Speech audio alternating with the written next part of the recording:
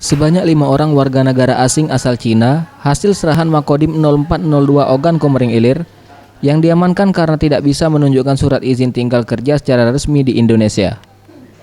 Kelima WNA ini diketahui sudah 2 bulan bekerja di proyek pembangunan tol Lampung-Palembang.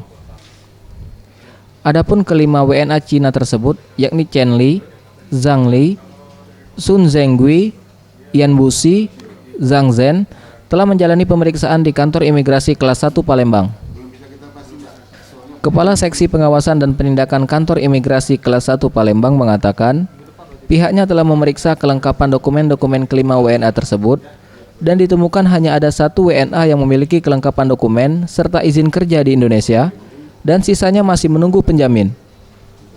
Serta pihaknya juga akan mendeportasi 2 di antara WNA tersebut lantaran tak memiliki paspor dan izin kerja di Indonesia. Untuk sementara kelimanya masih ditahan di ruangan detensi imigrasi kelas 1 Palembang. Telah dilakukan pemeriksaan oleh Pak Joni, sementara ini yang punya paspor ada 2. Ada 3 ya, ada 3, yang satu pemegang izin tinggal terbatas.